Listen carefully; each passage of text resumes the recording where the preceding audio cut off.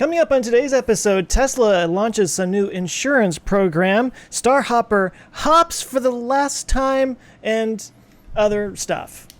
Let's get ludicrous.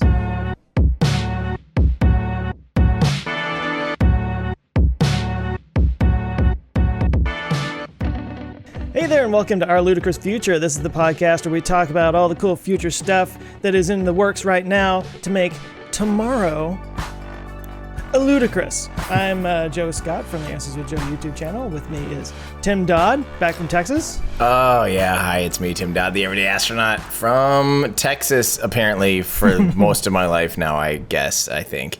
And with us is Ben Solons. Hey, guys, it's Ben Solons from Teslanomics. So you made it out alive, huh, Tim? Barely last night on the very northern bit of Missouri, literally like on the Missouri line, basically. I went through the strongest storm I've ever driven through in my entire life. Like such strong rain on the interstate. Like this was on the top of a hill. There was so much water I couldn't see.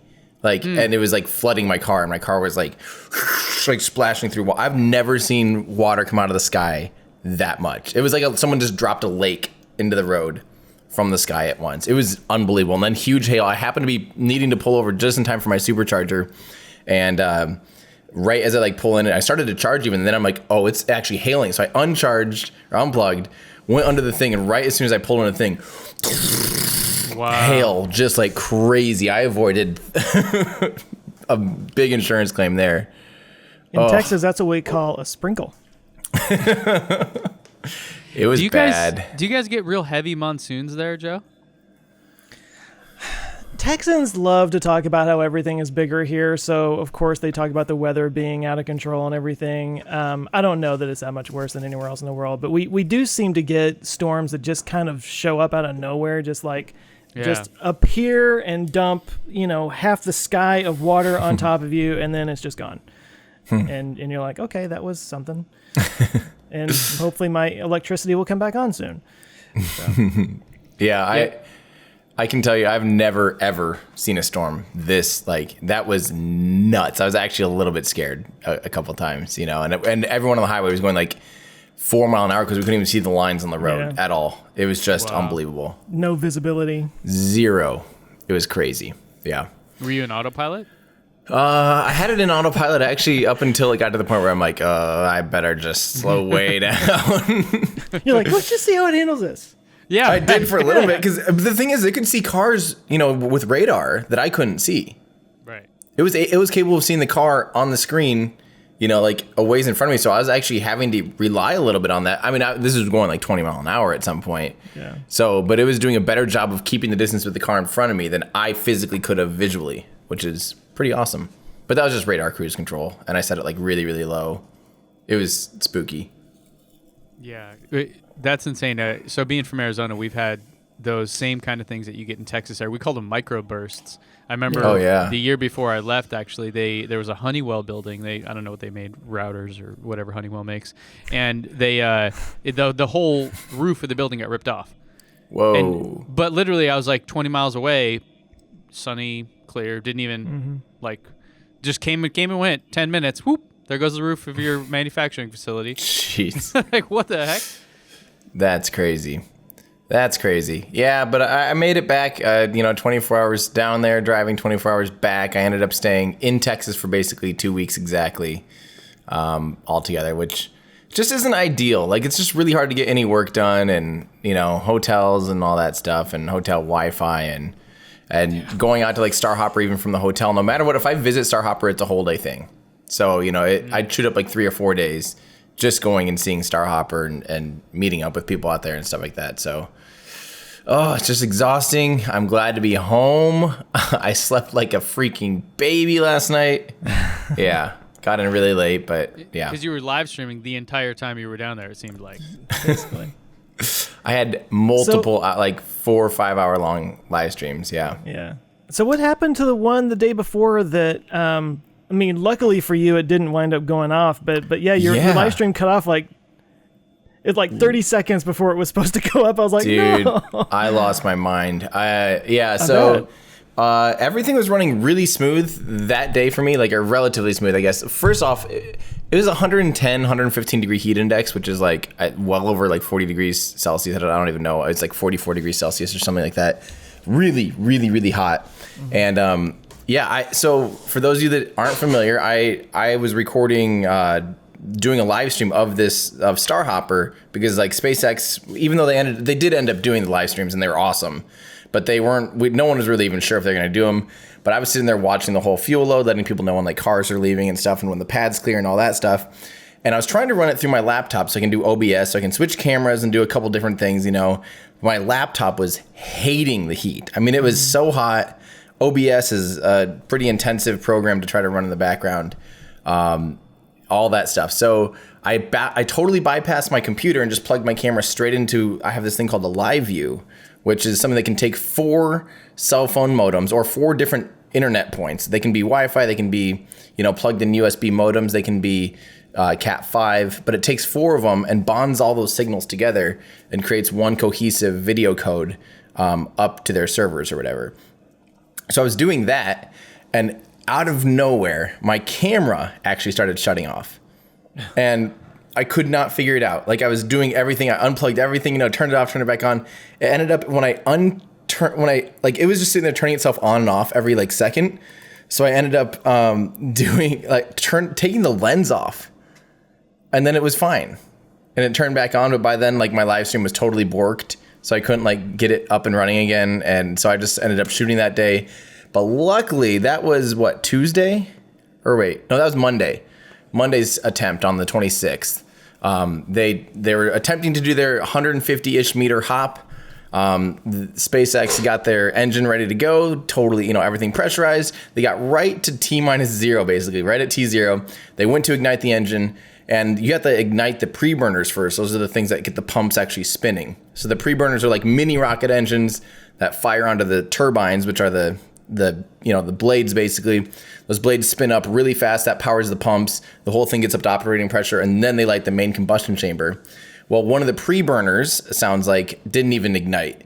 The fuel pre-burner they have these torch igniters. They're basically like spark plugs that light, and then once it's running, it remains stable and they can turn them off. But they're like arc welders, basically.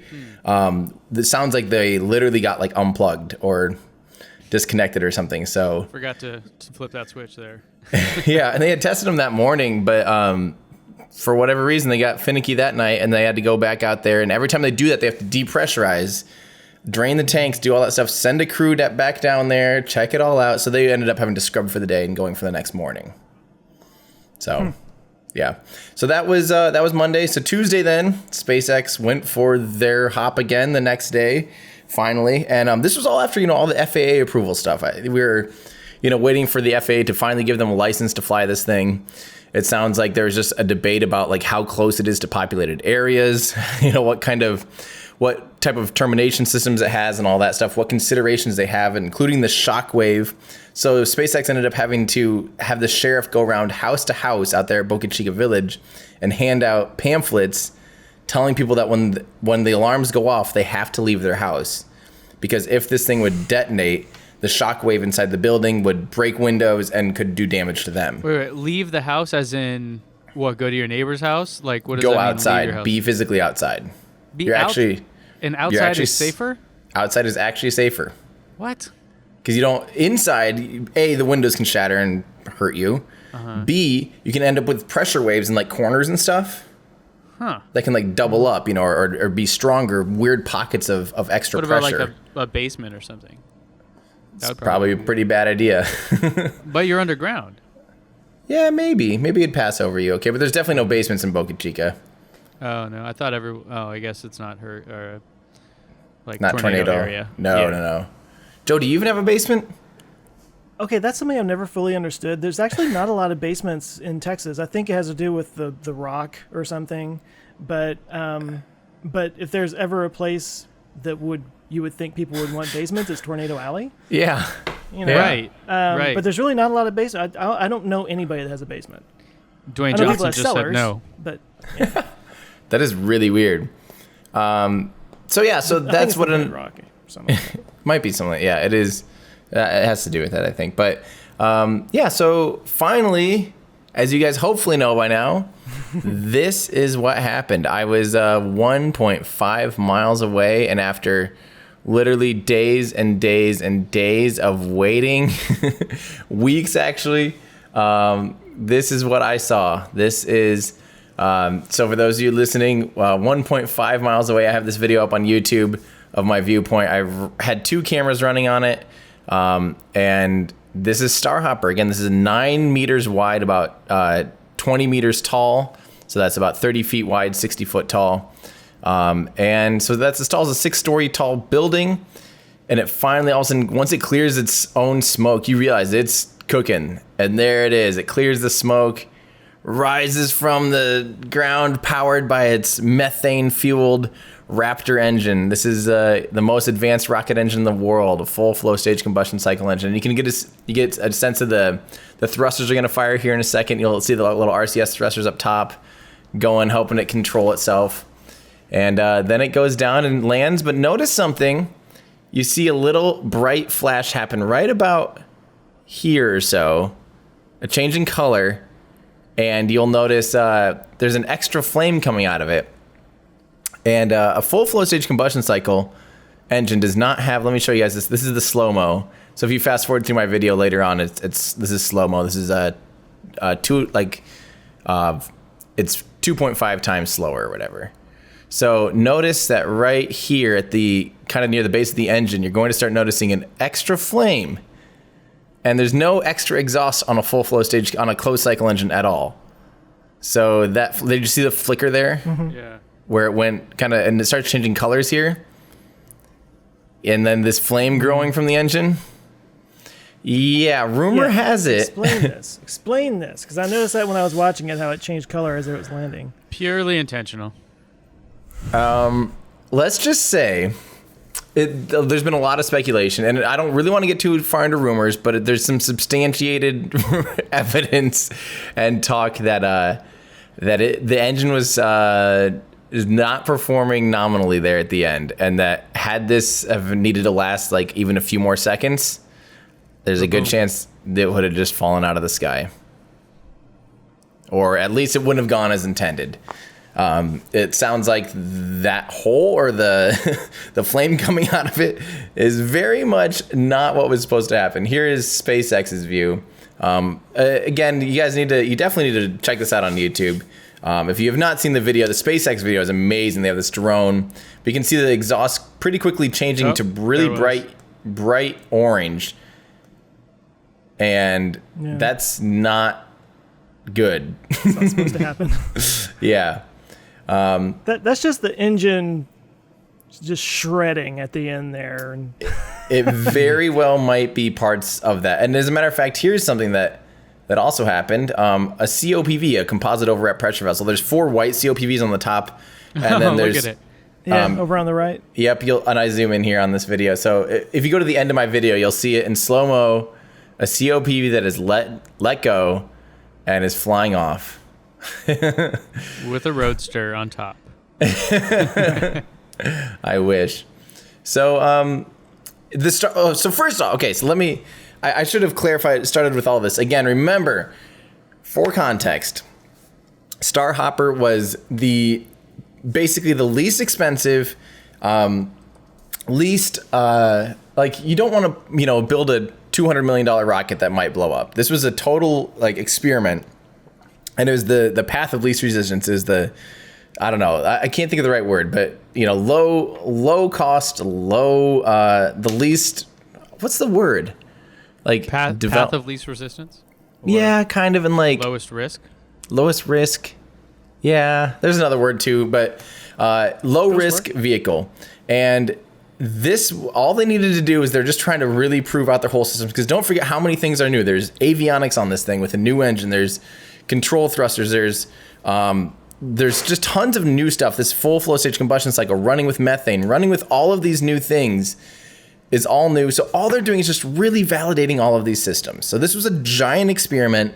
And Captain Kurt in our Discord does say that, and so do a couple other people in our Discord channel. They're talking about how there were like crush cores. There's little like shoes on the very bottom of the legs, and all 3 of them were just decimated. They're just completely gone. Actually, not decimated because that means 1 in 10 gone. But but they were all like three. A pet peeve of mine for some reason. They're all three actually destroyed, completely gone, vanished. So it had a pretty hard landing. It barely survived. And it sounds like had it had needed to be any longer, good thing it wasn't the 200-meter hop. Good thing they only targeted 150 meters, because I think if it had been 200 meters, I think we would have seen something go quite boomy. So, yeah. Whoops. But it did what it needed to do.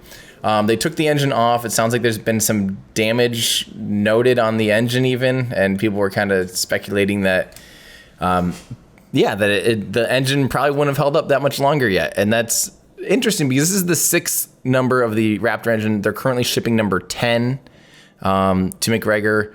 They're still having teething problems. This is not quite a solved and reliable engine yet. Wasn't there another static fire that happened in McGregor just yesterday or something as well? Yeah, that was for a Falcon 9 booster. Oh, okay, there's stuff happening. That's for the Falcon 9 booster that's supposed to take up the first crew, isn't it? Yep. Yeah. So that's cool. That's why it was noteworthy. Yeah. Oh, okay. Yeah, I saw that and I just thought, wait a minute, haven't we already kind of figured that one out? I mean, to be honest, like they fire stuff at McGregor like every single day. I mean, something firing at McGregor is not news. It's just totally normal. It was because this one is supposed to take people. Yeah, that booster was pretty noteworthy. So is that the last hop for StarHopper? I know they said that, but considering all the things you said there about, ongoing issues, I mean. Yeah, it's definitely the last hop for StarHopper.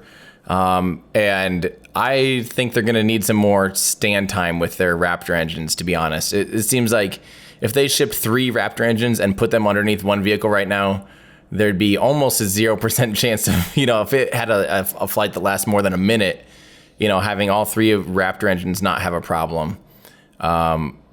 But Captain Kurt in our Discord is asking if this was the longest firing of the Raptor engine.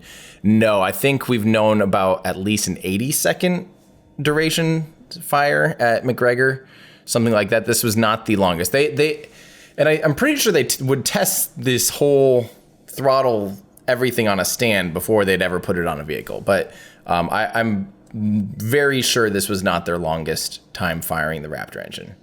They would not want to do that in flight. So, I can't help but wonder. I mean, we all watched it, and I was just kind of like, "Oh, this is awesome! That blue flame is so beautiful," and it landed, and they, everything seemed to work right.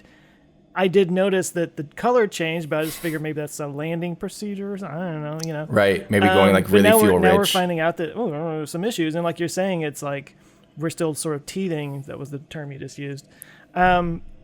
I guess my concern is if they're going to move forward with these orbital prototypes that have 3 engines on it, and we might see something go kaboomy. We understand, and I think most people that follow this kind of thing understand that that's part of it, that you're going to have tests, and that's part of learning and everything. But I don't know. I'm just, I don't want to say I'm worried, but I'm just putting it out there that if one of these explodes, there's probably going to be a lot of people like, I'm never going to get on something like that, and as these things go further and start talking about putting people up there. Do you mean kind of like the media will completely report on it inaccurately and spin it to SpaceX destroys Elon Musk, finished, something like that, and they'll get Tesla in the headline somewhere as well. Yeah. Can this CEO wants to kill people? Look at these engines, Right. Yeah. No, I'm with you, Joe. I mean, I think those first flights, even this is pretty risky, pretty scary. When they start having 3 Raptor engines, I really hope the team gets a little more test stand time. But they have 2 bays at McGregor that are firing Raptors constantly. So hopefully they're gaining more and more confidence, and they're really tweaking it and getting all of the little problems solved. And I'm glad they're finding failures in these engines, right? Because then they're knowing, what needs to be fixed, what needs to be done, how to make it stronger, how to make it a better engine. But I'm not gonna lie, a pretty big part of me really, I know that the Raptor engine is obviously more efficient and makes sense, from a physics standpoint, to have a more efficient engine. than like an open cycle or a closed cycle engine. But I just still, a part of me just says, why don't you just go with a methane powered Merlin engine? I mean, the Merlin is instead of the Raptor engine. Instead of the Raptor. I mean, the Merlin is bulletproof. I mean, that is the most reliable rocket engine ever made. But I'm guessing if you were there watching the first 10 Merlins on a test stand too, I'm sure it's probably the same thing. I'm sure they're blowing up constantly, you know? And now SpaceX has made the most reliable rocket engine ever made. How long okay, so what was before Merlin? Merlin was pretty much their first engine. Oh, that was it? Oh, okay. Yeah. Because that was in the Falcon 1? Yep, that was on there's only one though. And then they put 9 of them on the Falcon 9. So I think, Joe, you got me thinking of there was, well, if all of a sudden we see a SpaceX rocket blow up or something because of this, the media will completely distort what that is, because we've long forgotten the days of, failed launches from SpaceX. Like now, if it doesn't land perfectly, like if it lands 10 feet to the left, you're like, what is going on here? Yeah. So, I mean, yeah, it's almost like if Apple released a phone where the batteries were exploding, you'd be like, what? But if Samsung did it, you'd be like, oh yeah, I remember that. So it's like that's what they do. The expectation for SpaceX, I think, is so high now. Yeah. That it probably wouldn't go over well if even if it were a test, even if it were a complete, hey, we expect this thing to blow up, or 50% chance, it still wouldn't matter. I think people the media would totally take that and run with it as like, that's the end of Elon Musk. Yep. Yeah. But yeah, again, I mean, so if I ever do get a one-on-one with Elon, I do want to ask him about the engineering decision of why they didn't end up doing like a methane Merlin, because I honestly think the thrust to weight ratio, I know some people that have run math on it. If they basically replaced Merlin and had it be methane powered and tweaked it and got it up to, the best that it could, it'd be something like 90% on Starship as capable as Starship with these Raptor engines. And it's kind of like, is it really going to be that much more reliable, or will it be more reliable? Shouldn't reliability almost be the number one concern on a vehicle like this, that someday we'll be having people and going to Mars? I really think, in my opinion, like I would have focused on the reliability. When you have an engine like the Merlin, which is just like this incredible rocket engine with the highest thrust to weight ratio of any engine ever by a lot, it's an awesome engine. And it's just, I don't know. I would be interesting Why even do the Raptor engine? Because it's the coolest. It's not a matter of coolest, but I mean, will the Merlin not get us to Mars? And the Merlin will, or the Merlin could have. It could. They could still switch to Mars. They could in a year go, we cannot get Raptor to be reliable enough. We're going to do Merlin. And I mean, that's just totally me, like being, this is as downer as you'll ever hear me be about things like this, because normally I'm like, oh, they'll figure it out, But I would love to know what the very beginning of Merlin was like, how many they blew up on a test stand, when they're fully in this quote unquote production stage. I'm curious if it took 10, 20 engines before they got it really figured out. It probably was similar, but it just really seems like you're adding a lot of complexity, a lot of extra weight. You have two turbine wheels, 2 gas generators, all this extra stuff for a little bit extra efficiency. A decent amount more efficiency. You are extracting as much power as has ever been extracted, really, out of methane and oxygen with that engine. It's the most efficient way you can, physics kind of dictates that you need to do full flow in order to get the most out of the fuel, the propellant. But a little bit of me is just like, at what cost? Because it's like, this is crazy. When do they plan on flying? Like, when is the Raptor actually planning on going into a vehicle that would send up something? Do we know that? It's Starship, right? It's Starship. And here, let me just read this to you guys. This will kind of give you an idea of Elon time. So this was kind of like, Elon's giving a rundown after the hop. His comments are like, core body is 9 meters, 30 foot, wide, just so to help people understand the size of this, that it's freaking huge. And someone goes, hey, please build a 12-meter. This is some fun news. So a 12-meter diameter later version. I really love the first design. This is from FreeRom77 on Twitter. Thank you for all your hard work. Basically, would you like to use other engines in the future? And Elon goes, probably 18-meter for the next-gen system. So he's talking about going from 9 meters to 18. Skip the 12. Go with 18. Excuse me, 18. Can you imagine 18 meters wide? I mean, that'd be insane. How big is Falcon Heavy? Falcon Heavy is about, a little over 30. I think it's about 36 feet wide. So this should core or total? No, all three are about as wide as the StarHopper. Oh wow! Okay, so this would be about twice as wide as that even. So see my case back there. It'd be like all 6 of those rockets wide, or all 5 of those rockets wide. Surely that's a joke.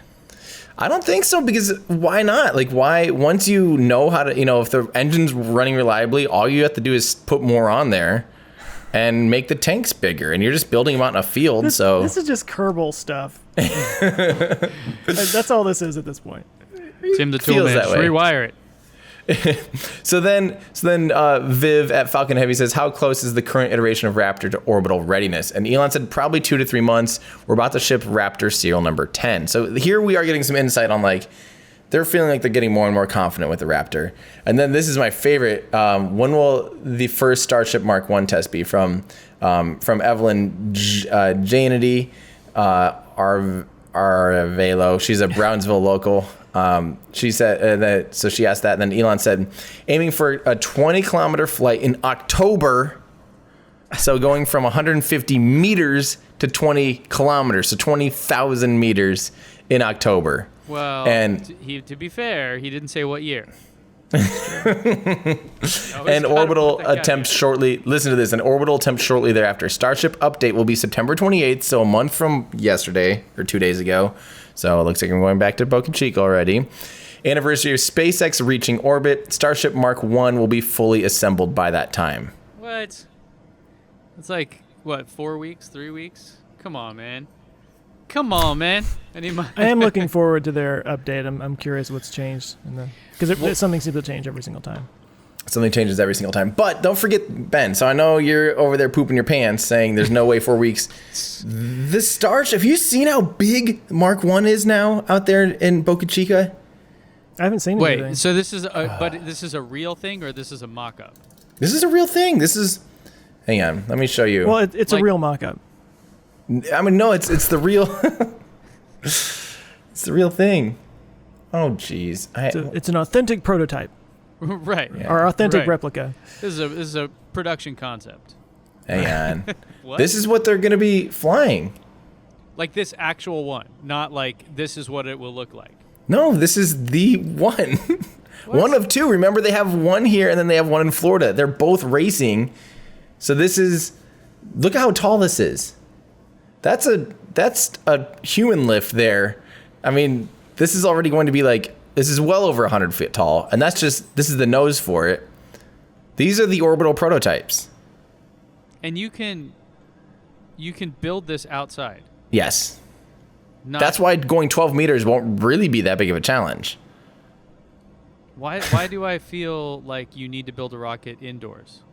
Because that's just the way they've always been done. Okay. I was just at SpaceX yesterday. I'm like, This is their Model 3 tent. Okay, gotcha. Yeah, I guess that's where I'm coming from. I'm like, what are you talking about? No way. Yeah. Do you have to build cars indoors? Yes. What about in a tent? But no, that's the thing, is like using stainless steel. Okay, these are still really, really rough prototypes. You can tell by the ugly shape of them.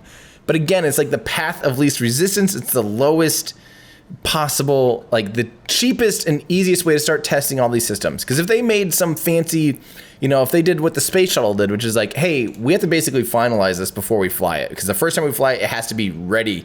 It'll have humans on it. We need everything working. We need to figure this all out on paper. This needs to be totally ready to fly the first time it flies. And SpaceX isn't doing that. They're like, hey, let's test all these systems on something like cheap and just kind of rough around the edges, just a low risk development vehicle.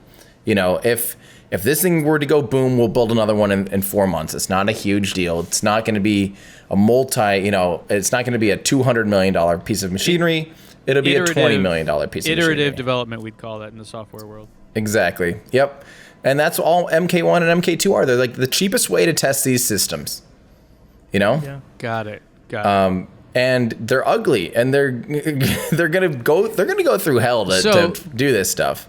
So to be clear though, we won't be putting cargo on that thing. Not yet. Okay.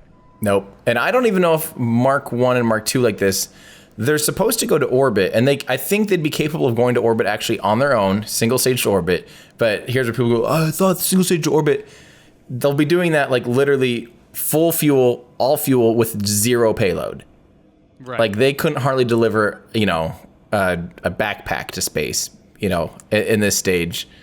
Would it be coming down and reused? Yes. Yeah. Okay. Yeah. I figured it would just go up and, okay, we got up there. Let's land it in the ocean now. Right. Let's crash it. Although, I mean, honestly, they might have to, this is total, again, pure speculation, but depending on the Delta V, how much fuel and ability these things have, if they're not going to stack these on a booster and, do the first bit of Delta V out of them, get, I don't know, a quarter amount of the velocity towards orbit, there might not be enough Delta V to do any of the propulsive landing for these vehicles on the way back in. So there's a chance they might just have to test the reentry on these and let them burn up. Because they would get a lot of information from it. A lot of exactly. data. These ones belly flop in. Yep, right. The belly flop for reentry. So they might just, when it gets to time to really testing the reentry system, they'll use all the fuel to get to orbit. They'll use a teeny tiny bit, the last little drops, to deorbit, and then they'll test that reentry, and they might not have enough fuel to land. I don't know. I have no idea, but I'm just saying, I don't know. I just don't know if these will be integrated onto a booster ever. I don't know if they're that far along. I think they want to solve the reentry thing first, solve the aerodynamics, solve all that stuff before they really stack and do a whole big thing. You said you're going back to Boca Chica. That's for the flight, but is the update going to be down there as well?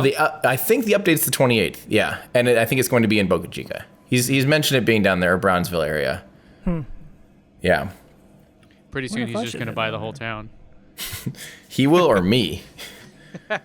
Because I don't have any money to buy things, but I would sure love. At this point, I would love to buy an Airbnb down there or something. Buy a property, rent it out, and have it to myself when I'm down there. I don't know.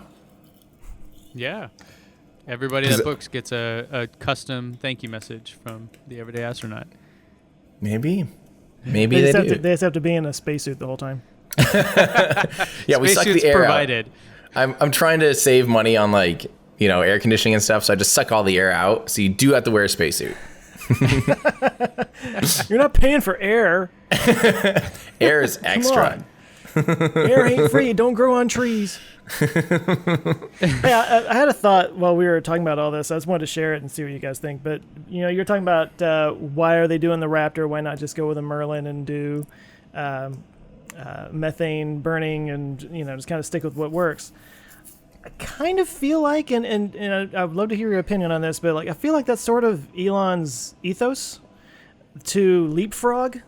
Mm-hmm. Like when you look at one of the big frustrations I know I had and others had when they were building out the Model 3 production hell and all that, they kind of had to redo everything from scratch. They kind of started over and had whole new processes, and it was all supposed to be more automated and work better, but of course teething problems, like you said, it's there's always that figuring that part out, and maybe eventually they did. Maybe this will speed up the way things get produced once Shanghai gets going, but they, now they're working on Model Y, which the original idea was it's 75% the exact same parts as the Model 3, but now you're hearing that they got this whole new wiring structure that they want to do, and they got this big machine that's supposed to just clank everything together and make them all at once. And it's I feel like they don't want to become, and this might just be an Elon thing, so it's both SpaceX and Tesla, they don't want to become the company that gets locked into a current technology. They want to be able to constantly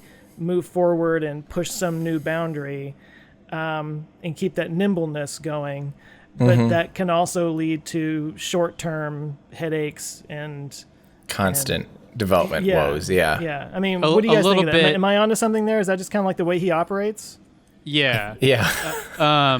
So on the Tesla side, I can talk to this a little bit. My friend Gally got to ask him a question about this.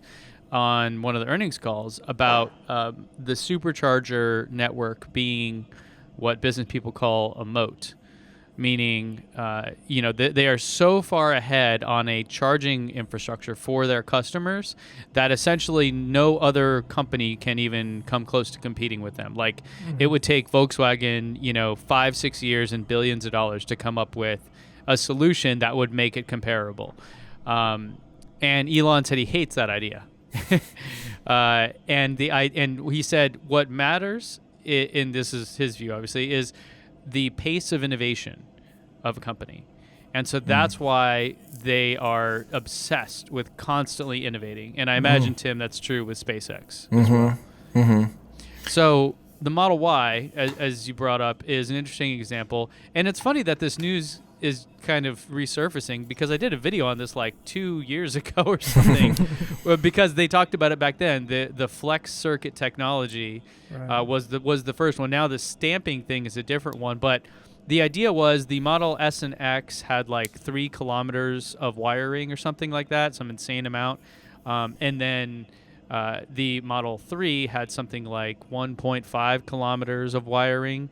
And the Model Y will have like 100 meters of wiring. Right.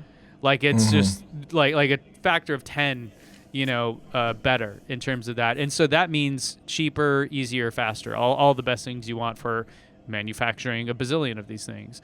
I didn't know about the stamping thing. That seems like it was kind of new, but it definitely seems like the focus, at least from the Tesla side, is the pace of innovation. And maybe they feel like with the Model 3, they've kind of nailed it. Like someone was able to talk Elon back a little bit, like, hey, let's just kind of do that one again. Let's add a hatchback maybe, But other than that, like, let's just keep the car the same. And he's like, okay, but I'm going to completely change how we make it. And they're like, damn it. Like, we can't keep this guy.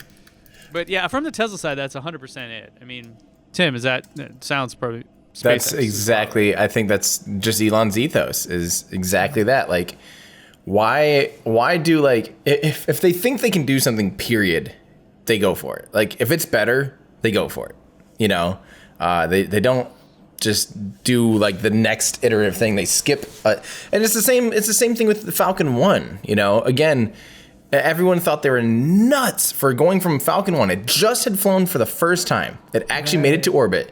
They had another one literally ready to fly.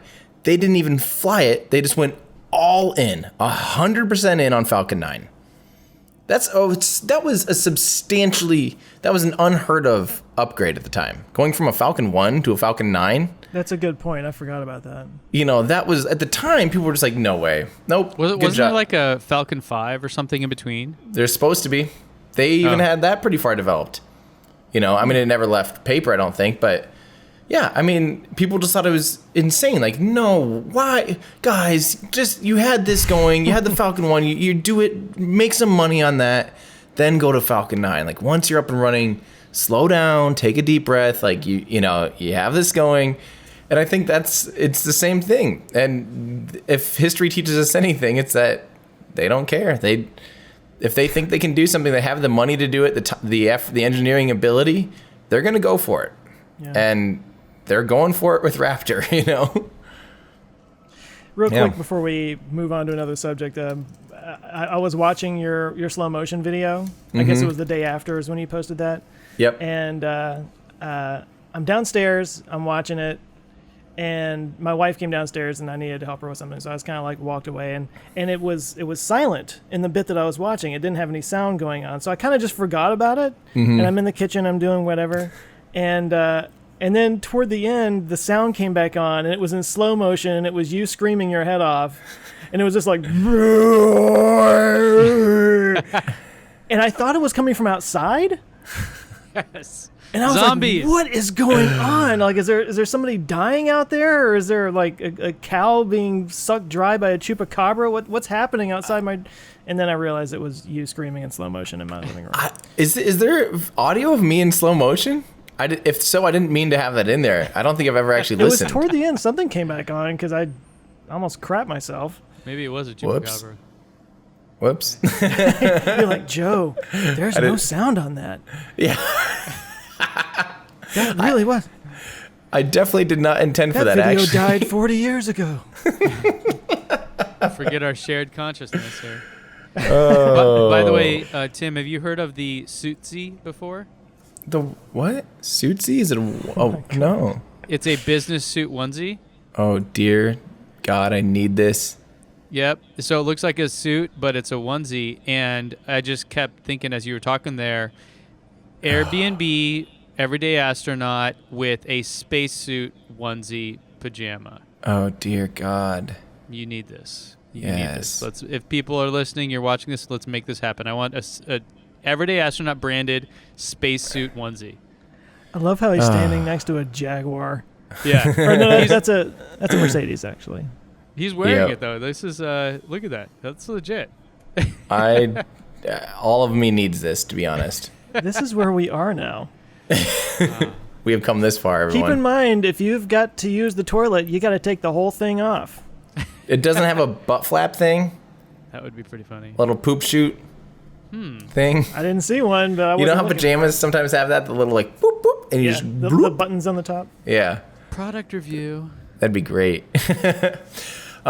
Speaking of pooping pants, there we go. Sounds perfectly legit. Did you guys know that most of Florida is currently evacuating their bowels as they prepare to evacuate the state? And luckily, it sounds like a little update. This was heading straight at Kennedy Space Center, a Category 4 hurricane going right to Kennedy Space Center, which is like the worst possible outcome. And this is, that's very bad. Like Category 4, here, let me pull this up. Chris Geppert from NASA Spaceflight has a pretty good rundown on this because he's definitely the guy. So here's this is from Chris G. The majority of our launch facilities, this is talking about ULA specifically, have been designed for wind speeds of 130 mile per hour or higher. For instance, the Slick 41 VIF, that's the Vehicle Integration Facility, and CAT were designed to originally withstand speeds of 135, while Slick 37 was designed for 140. And it still is pretty spooky. But Chris lives down in Florida, so he's been paying really close attention to the Florida stuff, the hurricane stuff. It's really scary. I'm really worried for my friends down there because this is actually becoming a pretty big hurricane. So and so I wanted to show you guys this. They also have there's a live camera that NASA Spaceflight has of the vehicle assembly building that they're rolling. Look at this. They actually had to roll in here. I'll show you the pictures. That's the mobile service tower for SLS, parked outside. They had to open up the VAB and they're rolling this into the VAB so the VAB can protect it. But this is how serious this is. This is a big, big, big storm heading pretty much right to Kennedy Space Center. But I think it's getting a little better. I think it went a little more south, so it'll have a little bit of time to dissipate compared to yesterday's estimates. Yeah. But still really scary. Take care. Now, how do you, if you live in an area like that, how does insurance work? Is there like a special kind of insurance you have to get or something? That's a good question. Flood insurance apparently is what Seth in our Discord is saying, that they have flood insurance. Like we have fire insurance out here in California. Really? Yeah, Seth has renter's insurance apparently. Well, if you live in California, you also can now buy Tesla insurance directly from Tesla. Did you guys know that? Now that was a segue. You did that, didn't you? You did that. Holy moly. On August 28th. We need an award for best segue. I think that won. That one. That was pretty smooth. That won it. That. Wow. Been going to Segway night school. Game over. Okay, Game over. So just a couple days ago here in August, Tesla finally, a few months after Elon first tweeted about it, or I think he said on an earnings call, that they were going to offer their own insurance product. Now, rewind the clock a bit. They had talked about this a while ago and they partnered with Liberty Mutual, something called Insure My Tesla, I think it was. And I know when I looked at it, basically it was like, 50% more than what I pay now. Nope, no thank you.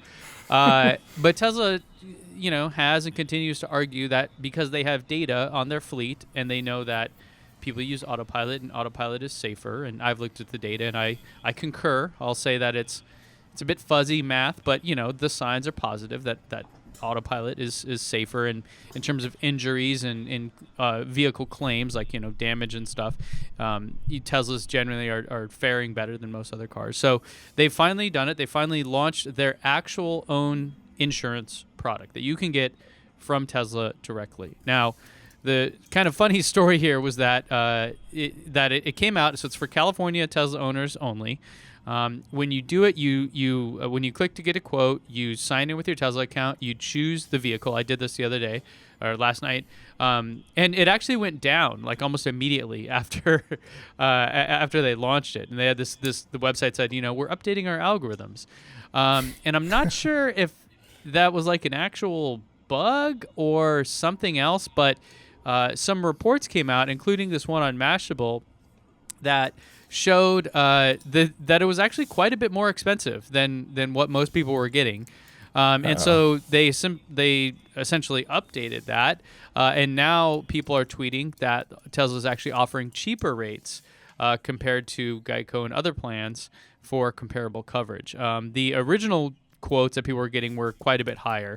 I experienced that as well, where essentially it was about 30% higher than what I currently pay. Now, the thing about offering insurance is, it's basically just an equation. That's how insurance works, right? Gambling. Like you assess risk and you figure out the cost of X, and if you can offer it for less than X, whatever. Like it's a not really. We're not making the Raptor engine here. We just have a spreadsheet and we go, cool, got it. So Tesla thinks that with the understanding that their cars are safer, and because of that, they'll claims that accidents, because they obviously do happen, will be cheaper than other cars, that they're able to do this for a bit less. I still haven't seen that personally. But let me throw the caveat in there, and I'm sure people listening probably understand this as well. When you get insurance and you're not, I don't know, like super young or don't have a lot of things, you bundle a lot of different insurances together and you get discounts galore.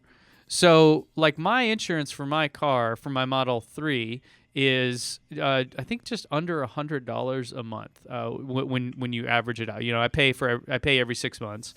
But I also have life insurance, and I also have homeowners insurance, and I also have another car on with that same company. So all those things add up. They discount it, for all the different stuff you do, for if you have automatic payment every month, et cetera, et cetera. When I got the quote for the Tesla insurance, to their credit, they really simplified it. You sign in with your account, you choose the car, you give them your driver's license, your birthday, your and I think that was one other thing, but your zip code, and then you hit go, and it gives you a number, and then you can customize it. So if you're married or single, what amount of coverage do you want, and all that, you can kind of customize those things. So for me, I pay I think it's just under right around $100 a month for the Model 3. The quotes I was seeing were around 128 or 133, depending on what dials I kind of moved. And you literally button at the bottom, pay with card. Now, I loved that. I loved the simplicity of it, the design of it. It's very Tesla-like to just be like, yeah, here you go. Like just 2 clicks, you're up and running. Whereas, insurance typically has like declarations pages and blah, blah, blah, blah, blah, like giant amounts of forms. But it definitely was not cheaper for me. And I don't know if that's just because of them not having all the bundling of all the other things or what. But I'm very curious what the adoption is going to be like here, and what this, how this is going to go. As somebody that's owned Teslas for a while, has done a lot of work with them, I'm not the first one to ever say that they're great at paperwork and the insurance type things, right? They're generally pretty bad, or their track record hasn't been the best at filing things on time or whatever. I mean, I know Joe, you have a story like that as well. So I'm a little bit skeptical of them being able to deliver it, but I think that if they keep making progress and iterating on this, on simplifying it, using data to drive the pricing, they can probably make a pretty compelling product here. And with California being, a huge EV market in the U.S. anyways, it could be a winner for them. Right now, it's super early and, kind of to be determined. Well, I like the idea of it all being one stop and easy to do, but yeah, if it's not going to save me money, I don't think I care. Like if they're willing to bet, that their cars are safer and discount that to us and get it cheaper than what I'm able to get, awesome, I'll do it, But how cool would it be if your insurance card could pull up on your screen? Like, so if a cop pulls you over, you're like, where's your insurance? Well, here you go. He's like, yeah, just hand me that tablet there. Right. Can you print that from your screen? Print screen. Yeah, Joe, would you get it, do you think, if it came to you? So this is the first car that I've had that's anywhere near this price range. So I had some sticker shock when I did the insurance, just because it's a more expensive car, so it's going to cost more to insure. But I do wonder, like, if they can get the price. So my thinking is, if they got it down 20 to 30%, what we're basically looking at is about what any other car would cost, or what an average price car would be. But right now, I think I'm just speculating. I really don't know too much about it, but I imagine anything that makes it simpler and cheaper for people to get into a car, a Tesla, would be advantageous in some way. It'd be cool if you could just kind of, like, imagine if they bundled it. I think the interesting thing to me is adding this to your product lineup allows you to do more interesting things. Like right now, you get free supercharging with a referral, but what if you got 6 months free insurance? Something like that. And like, you don't have to call and figure out insurance before you buy the car. Just come on in, baby. We got you. It's like Apple Care or something. You just click a button during checkout and you're good. You don't have to worry about forms and other crap. Like, it's just, so if they could make it price competitively and then use it that way, I think it could be more advantageous, because we all know already how terrible buying a car is at a dealership. I mean, and this is just another thing you have to deal with. So we need the wainscoting on the insurance. Blinker fluid replacements. Ooh, yeah. That's what I'm talking about. So, yeah, speaking of weird, car options with like blinker fluid and tires and multiple wheels and so bad options for cars, I'm done. I'll never segue again unless I buy a Segway. My favorite segues are the ones where I'm like, is it my turn to talk? Are you referring to me now? Yeah, where you just don't even know what Who are you trying to say. To? I don't even. Speaking of cars that have wheels, even if they're not four wheels. Okay, so before I even talk about this, people who follow this show have probably picked up on the fact that I'm like the worst at actually finding something to talk about when we get on here, and this was one of those cases. I didn't really have much, but Ben sent this to me, and I'm like, okay, sure, I'll talk about that. Okay, so and there's this company called Aptera Motors that apparently, well, this is in Car and Driver magazine, so they're on their website. They make the point many times over that this company went bankrupt once before. I don't know if that's fair or not, but this company went bankrupt once before. But they've got this new car that was called the 2E. No, that was their original one. This one is, where is it? Does it say? I don't think it has a name. I don't see a name on here. That's weird. Anyway, the thing about this car is it's supposed to go 1,000 kilometers or 1,000 miles? 1,000 miles. 1,000 miles on a charge. Yeah. So obviously that sounds amazing and impressive, but it's one of these things, and you can see it on the YouTube if you're watching it there. If you're listening, obviously you can't see it, but it's a 3-wheeled car, and it's got these, it's made out of like a swoopy design, like you would see the ultra racers from like the 90s, you know? Mm-hmm. And like those like really lightweight, like, solar powered cars. Yeah.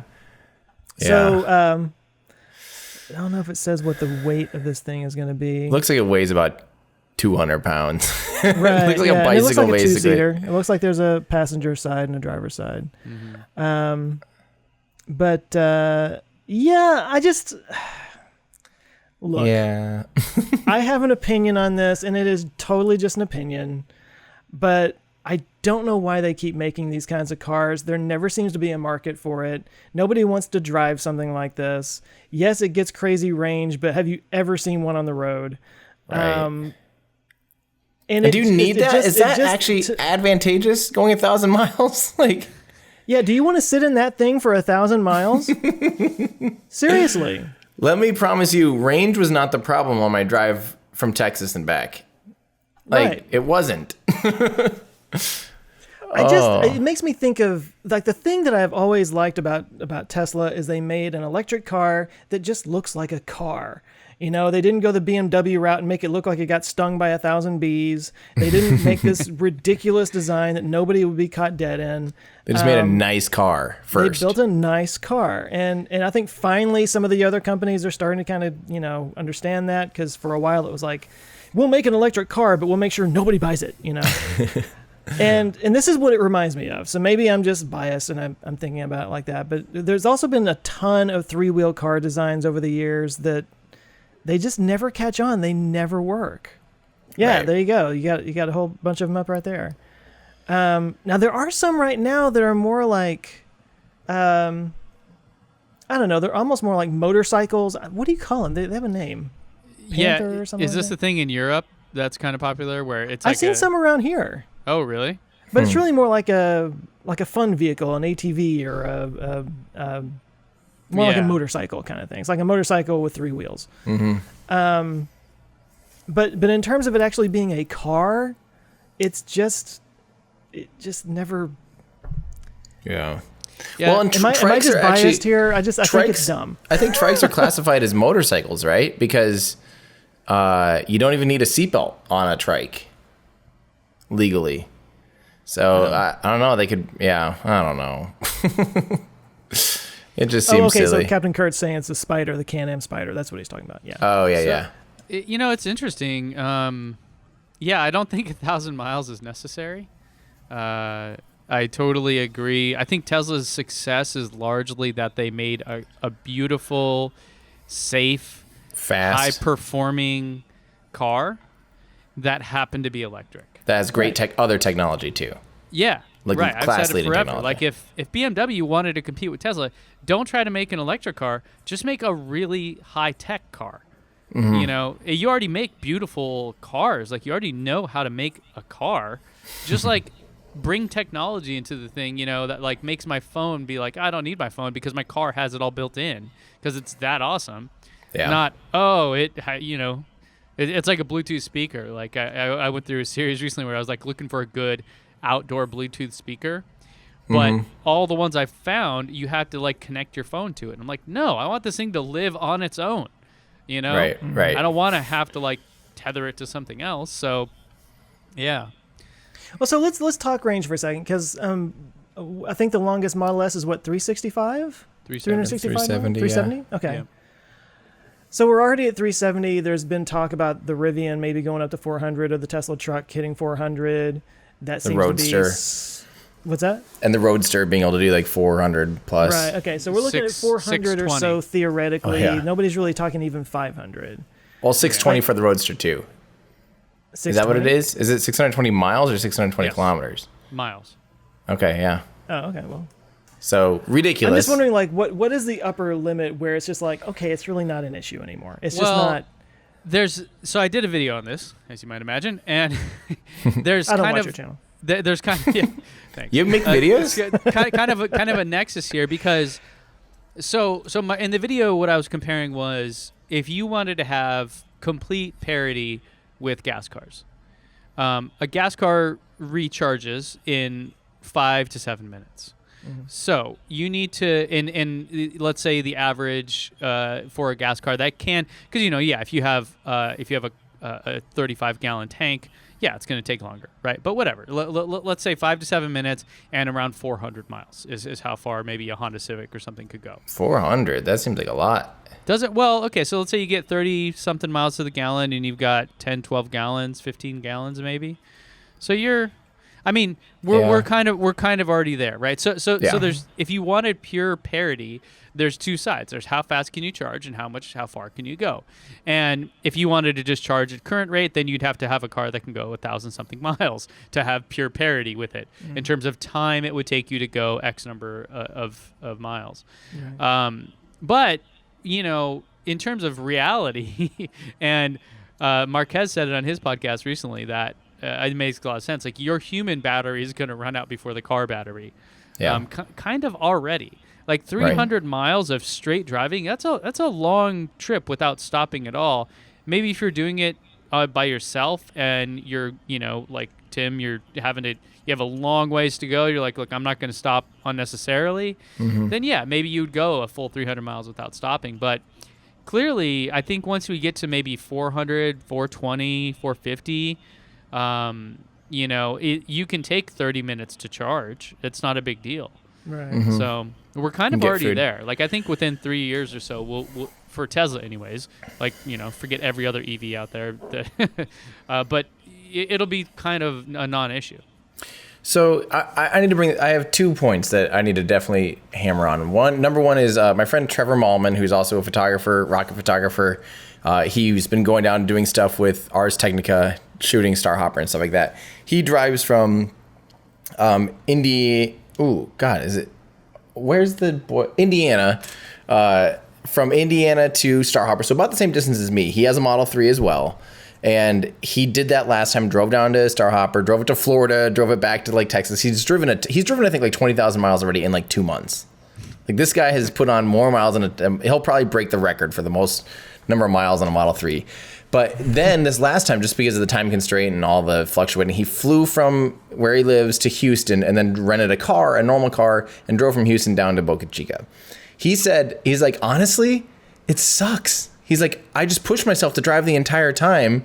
It was a 6-hour drive, and I, filled up quick for like 5 minutes. He's like, I was exhausted.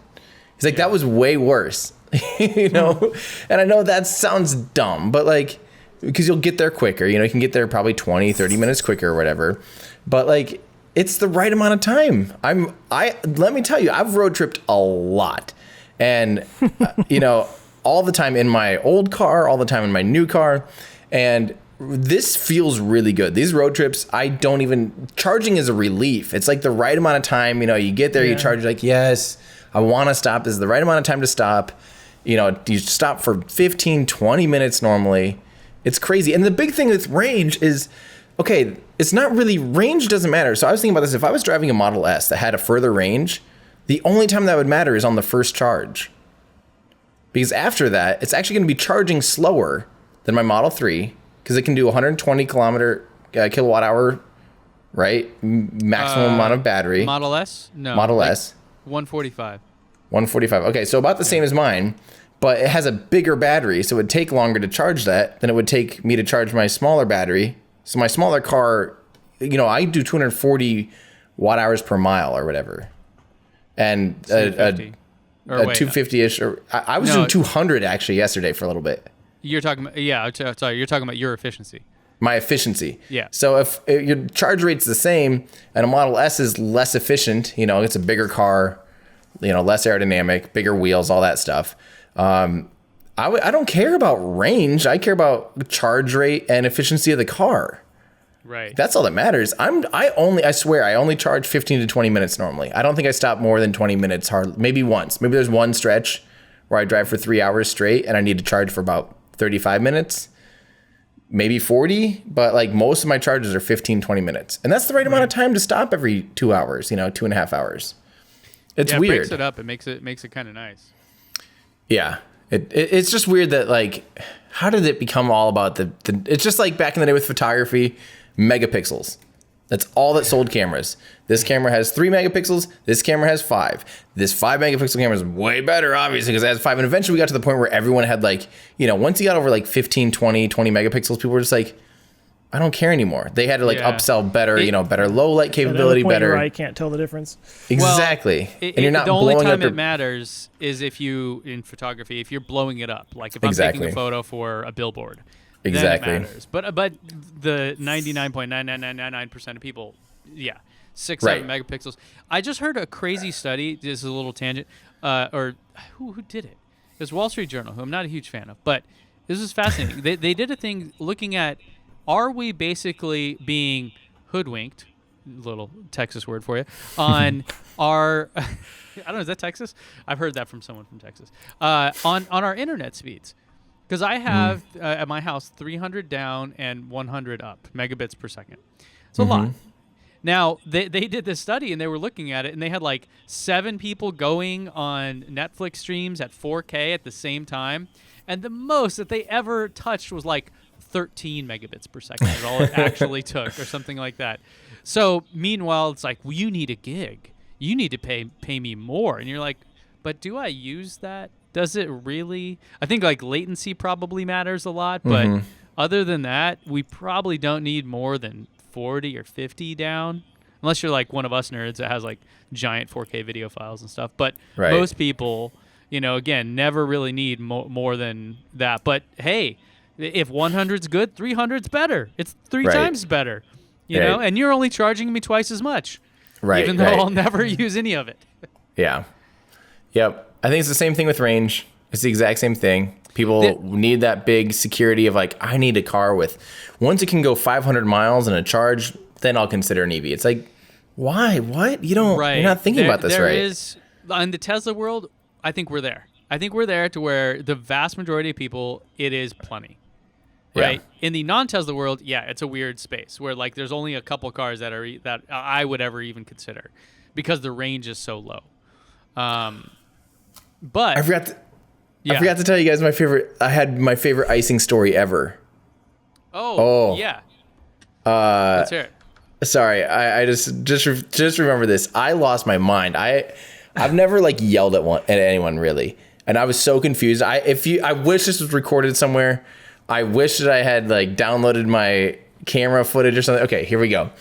The hotel I stayed at in South Padre Island, that's the only place where I can like do destination charging, so I can even get from South Padre out to StarHopper and back, if I need to every single day, right? So I charge at this place. It's this Hilton Garden Inn, has a charger, and they have 3 chargers. And they try to put out at least a cone in front of the charger so that other people don't park there, right? So I see, I know this, so I pull in. I move the cone. I actually summon the car backwards and then put the cone back down. So that's pretty slick, So I can pick up the cone, get out of the car, move the car back into the spot, put the cone down and walk away.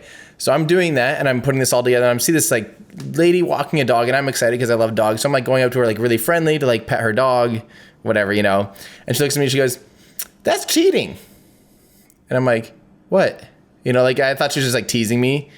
For like being lazy or something. She goes, "That's cheating that you brought your own cone to save a spot. We all pay for these spots." I go, wait, no. You brought your own cone? I go, no, the cone is from the hotel. She goes, "No, it's not." I go, no, the cone's there so people can charge. She goes, "We're all charging for this." And I'm like, no. I need this charger so I can get off. If I don't charge my car, I'm not going to make it off this island. Like I'll be stuck here. I have to plug in here. And she's like, and she's starting to like yell at me. And so I thought she was just like some lady, whatever. Come to find out, she was one of the people icing one of the next stalls. She is getting into her car, still yelling at me for taking up one of the spots. She's like, "I wanted that spot. I deserve that spot just as much as you." I go, "Can you read the sign?" She's literally getting into her car where there's a big sign that says EV parking only, Tesla charging station. I go, "This is how I charge. I don't park in your gas stalls. Like I would never park in front of a gas pump.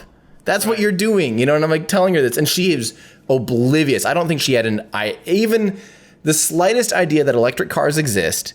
I don't think she had even a clue that this was how I get off of the island. I don't think she had a clue. And she tried telling me, "No, I'm charging." And she gets into an Audi Q5. She goes, "No, I'm charging." I'm like, I was so like, I was just. She must have been saying like she's being charged for it, like money. I think that's what she was thinking. I should have said like something else other than charging. I don't know. Oh, my head about exploded. I don't confront people, but when as soon as I saw her getting into one of the cars that was parked there, I was just like, "Listen, you can't read. Can you read?" Like, and I'm just like in her face because she was just being so absurd, and it was just like that can ruin a trip. Like she could have, if 3 people are doing that, I would have been stuck on the island. I pulled in with 5%. So she didn't have the Audi Q5 plug-in hybrid. No. Okay. And it was a Tesla charger only. Oh, okay. It was a Tesla. Okay, gotcha. Yeah, it was Tesla chargers, Tesla destination chargers. She was not charging. She could not charge. She did not charge. She didn't know what charging was. Gotcha. So we have at a grocery store near me this thing called Volta, Volta, Volta, and it's a free electric like EV charger, level 2 charger, supported by ads. So essentially, like it's a supercharger size thing with a screen. And I saw a Porsche SUV in it, parked there. And my first thought was like, you bastard, right? And then I walked up, and it was plugged in. I'm like, what is this? And it was like, it wasn't like some weird, it was like the legit normal Porsche SUV, the Macan or something. Cayenne? No, I don't know. It was the SUV one. There's a couple of them. But it was like racing looking. It had like, it was like all black with these like little, it looked sick. I was like, whoa. And it was plugged in, and I thought, what magic, what sorcery is this? but that was my first thought too. I was like, I'm like so pissed. I want to make signs or like little tickets you can write people. You know what I mean? And just like give them away for free. So when you're in there, you can just leave it on someone's door or something. I've thought about just having something that says like, I would never park in a gas at a gas pump. Like you are, I don't know, something along those lines of like, you park like an a-hole. Like, I wouldn't park in your gas pump. Yeah. Don't park at mine. So, I did just go to, related to this story, I did just go to Vegas and back on a road trip for a video that's coming out next week. Ooh. And I got to go to the V3 charger in Vegas. And I did get... Oh, the big fancy one? 250 kilowatts at 1,066. 1,000 miles an hour. 1,066. There it is. 1,067 miles per hour. That's insane. Yeah. So through Tesla Lab, I was able to track it, and it's actually kind of amazing. I got 120 something miles of range in 10 minutes. Wow. That's nuts. Like that really is. That's almost I could be there for 15 minutes and have another 2 hours of driving. Right. Yeah. That's crazy. That's parity. I mean, I don't care. You're pretty much there. The only thing that sucked is that charger, the location of it is like completely under construction every which way you go. Yeah. And in fact, a construction worker has to like flag you in to get into where it goes. So other than that, I mean, in the future, it'll be fine in the near future. I can't wait. I've plugged into a version 3 Quake, the one at Hawthorne, but I wasn't low enough to even really see the benefits of it, because you got to be in the lower like 30%, really 40% to get anywhere near that charge rate. Yeah. Now so that was the trip I went on from Hawthorne to Vegas. And so I went from the V3 charger in Hawthorne to the V3 charger in Vegas, and back. Spoiler for the video next week, which you guys don't even watch my videos anywhere, so whatever, it doesn't matter. I didn't know you make videos. Yeah, I don't even. My son knows I make videos. It's funny. He's like, "Daddy, you have to go to work and make videos, okay?" Okay. Put food on our table, Dad. Yeah. I need more toys. Daddy, you need to stop drinking and make a video. See, combine those two. Yes.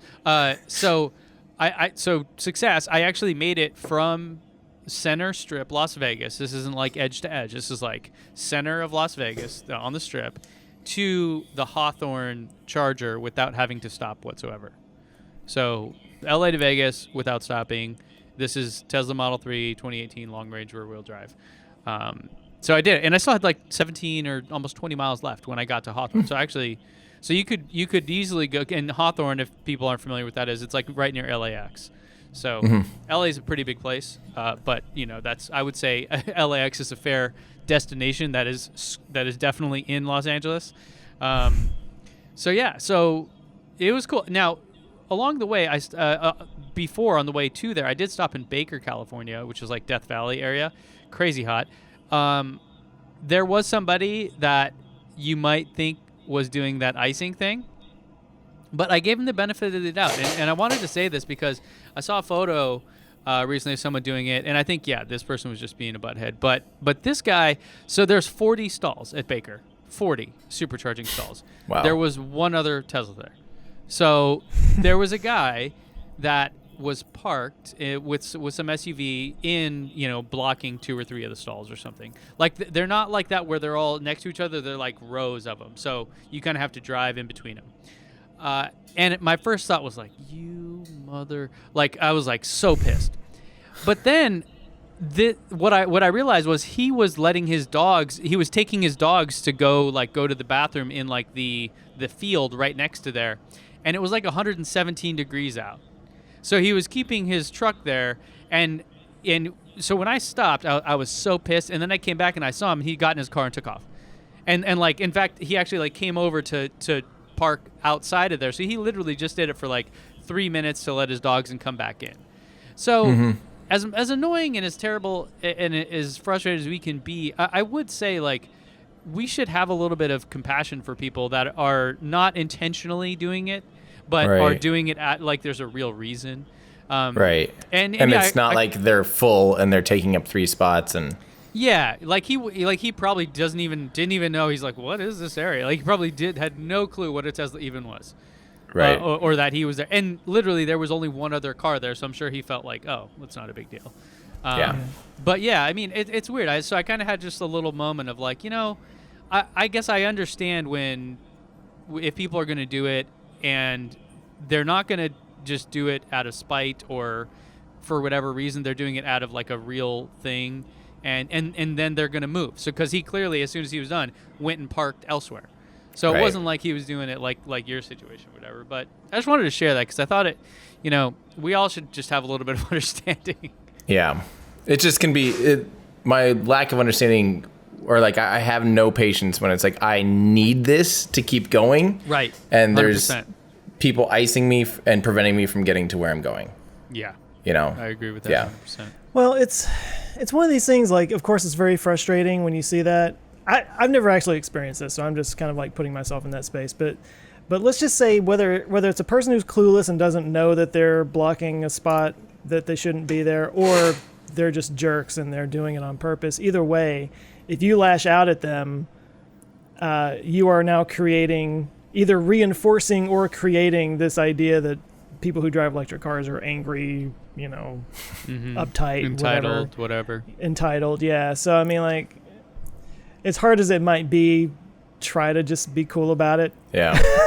And maybe, like, just introduce them to your car or something. I don't know. Like, I get if someone is doing it intentionally just to be a dick, like, then you can be mad.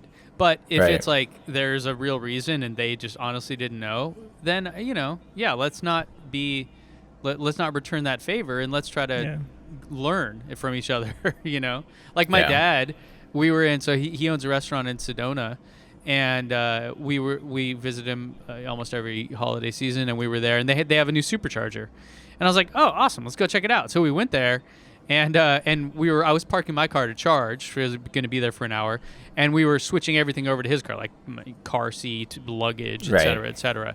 And so he parked right next to me in his big truck in the supercharger. And initially I'm like, oh, Dad, how could you do that? Right? But then I'm like, oh, I mean, we're literally going to be here for 1 minute. There's no other cars, and we're leaving. And, if somebody needed to use it and they showed up, obviously we would move. Right? So I think it's just, I don't know, having some. Have you guys ever done that, though, where you had parked a gas car? Like, if you ever parked a gas car at a gas station, like, in a stall and not started pumping gas? 100%. You have? Yes. I parked my Tesla in a gas station. I just have never done that because I just always thought that's really rude. Like, if you're not using the gas pump, don't park there. Yeah. Well, I think it's a different case because I'm like, there's a gas station across the street. Yeah. I mean, we're still, all, like a Buc-ee's, you wouldn't have that problem, would you, Joe? Because they have literally 150 pumps. They have as many gas stalls as they do urinals. Do they really claim that? Something. So is that really their thing? That's what I'm working on. One are you guys working on? Wait, we have one thing to do. Why don't they just not park in the stalls? Okay, why don't they just... This one does come... This is a good one. Speaking of electric cars and stuff, This comes from our Discord channel, which again, if you guys want to listen to our live shows or put some, you have your suggestions for why don't they just be heard a little more than they sometimes get lost on Twitter and stuff like that. So if you want to suggest a why don't they just consider becoming a Patreon member and joining our awesome Discord community. But this one comes from Gibids today. Gibids. Yeah. Gibids. Okay. Jabides, why don't they just convert all HOV lanes to autonomous driving lanes and increase the speed limit to something much higher than 65? Sold. In. Do it. I'll give my opinion on why. I think someday maybe they will, but I think it'd be really hard to reinforce. Like how our police officers and stuff, like people are just going to drive on that and go 85, 90 without an autonomous car. They're going to drive their Corvette into their 2016 Corvette, has no autonomy, and just drive fast. Well, and they go, see, people are going fast here, so I'll go here. I deserve to do this. I'm better than those computers. I've got an answer for you on that. In California, anyways, we have special stickers that you put on your car to let officers know that you're allowed to do, stuff. Right. Yeah. So that would be how to. Or like a automatic sensor thing that like reads your something and then opens up a thing and.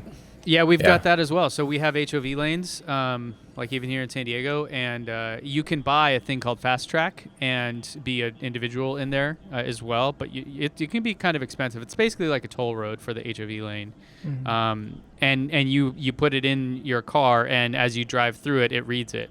But if it doesn't, like if you don't have that, there are cameras that actually take pictures and recognize if you have multiple people in the car or not. So for HOV lines, so we have stuff that could do that. I think autonomous, you would just need some kind of sticker, some kind of whatever medallion kind of a thing, and I think that would work, man. Joe? Yeah, I could see that happening. Man, a few words. I think it's just like an HOV lane.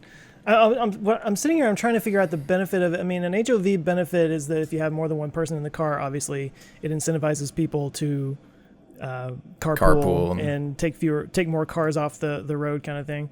I'm just trying to figure out what the advantage would be of an autonomous car being in its own lane.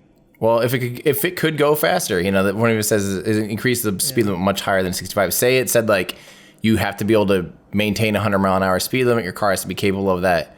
You could have a fast-moving lane, and that might be a better offset than having. Yeah, and the Boring Company. There we go. Ben's holding up his Boring Company hat. Or why don't they just make tunnels and let cars go 120 miles an hour?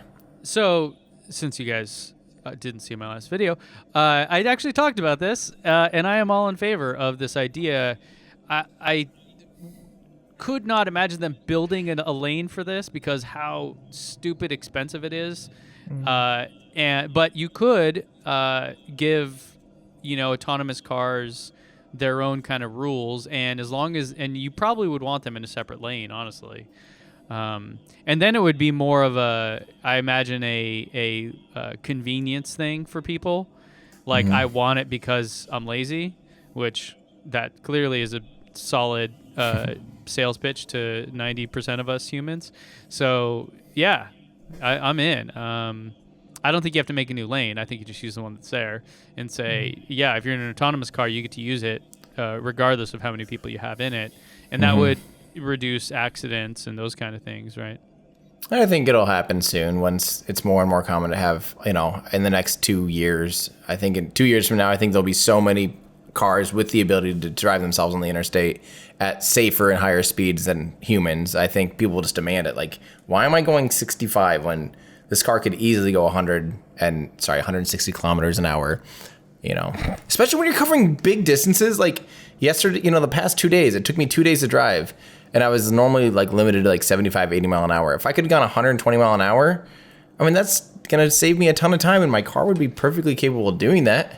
There is kind of a sweet spot, though, and I talked about it in the video as well. I think it was like 62 miles per hour is for the Tesla data I've seen, which is looking at 4 million different trips across all models, across all regions. But that was like your sweet spot for efficiency.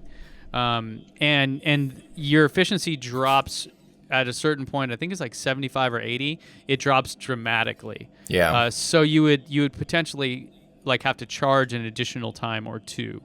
So I think there is a sweet spot that may be above the speed limit, but there definitely is a spot where you're like, no, this isn't actually helpful. Unless you're going on a short trip. But think about this, like I've thought about that too, because if you're going, let's say you go 80 mile an hour or 90 mile an hour, in 2 hours of driving, you're 20 miles ahead of the other person that's going 60, or the difference, and that's 15 minutes. So in 15 minutes, can you charge more than those 20 miles? And the answer is yes. Right. Yeah, I was trying to figure this out because I was secretly planning a cannonball run with a friend of mine. But yeah, so we were looking at that, trying to figure out exactly. Here's actually the data. I don't know does that look okay on your guys' screen? I can't. Let me see. Yeah.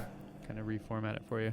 Yeah, but so once you hit above 88 gigawatts, you drop your efficiency drops below 50%. So you really start to take a hit. Yeah. Yeah, but you know, anywhere, I mean, up to like 80 miles an hour, you're still around 70% efficient. So, yeah, dude, I mean, you should be able to cruise pretty quick. I mean, above 80, 80 to 84, you drop 7%. I mean, it's just kind of a cliff here, right? Yeah, that's crazy. Yeah. And I think so you were someday working on a cannonball run, and you just had a cannonball run out to Vegas kind of and back. That's your next video? Yeah, so the New York Times did an article a while ago about why electric cars basically aren't ready for the world, because one of their reporters took a Chevy Bolt with an EVgo representative to from LA to Vegas and back, and it took them 8 hours of driving, which I'm shocked. How do you do that? Because it's like you must have been going 90 miles an hour or something, because it's about 4.5 hours each way. So anyways, I think they're just being a little loose with the numbers. So 8 hours driving, 5 hours charging. And I'm like, how is this even possible? They said they spent $67 on electricity on that one trip. What? So why did they choose the worst case everything? That's my whole video. I'm like, okay, New York Times, you're generally, in my view, I hold you in very high esteem in terms of the quality of your journalism. Even if I don't like what you're saying, I can generally have faith that it's going to be well done. It's the Times, right? They're up there with like The Guardian, like some of the best in the world. What is this garbage? Yeah, and this wasn't bad. like an op-ed. This was like one actual staff journalist doing it. And so I went and did the same trip. And I was like, look, let's do this in a real EV with a real network. And look, I stopped once for 10 minutes on the way there. Honestly, the reason I stopped on the way there was just to do the exact same trip they did. Yeah. I didn't even have to stop. I mean, I needed to use the bathroom, so stopped for 10 minutes on the way there, and then on the way back, as I already said, I didn't stop at all. So it's like, okay, 4.5 hours or 9 hours driving, 10 minutes charging. Yeah. So, and how much in electricity? The supercharger. If I would have had to pay, because when I got there, I was at a destination charger at my hotel, so that was free. If I would have had to pay, it would have cost me $6. Dang it, New York Times. And gas would have probably cost me $75, $80. Yeah. So it's just nonsense. So anyways. That's crazy. Joe, what are you working on? Ben destroys the New York Times. That's the headline. Pretty much they're done after this. Just saying. 150 years. It's over. Yeah. One article. Yeah. That's funny. What am I working on? You might like this, Tim. I actually bring you up in this video, the Skylon space plane. Ooh, yeah. You're talking about Skylon? Skylon? Baby. I definitely need to. People have been asking me for that for a long time. Well, I know you've talked about it in your SSTO video. Mm-hmm. And I refer to that as well. It's a cool concept. What's your like overall, now that you've kind of looked into it quite a bit, what are your thoughts on it? I'd love to see it. Yeah. Obviously. Yeah. I talk a little bit about space planes in general and how like the shuttle was kind of supposed to be that, kind of wasn't, and didn't really, become that. I talked about the the X Prize, the first X Prize to get into space, and Spaceship One and Scale Composites, now Virgin Galactic and all that.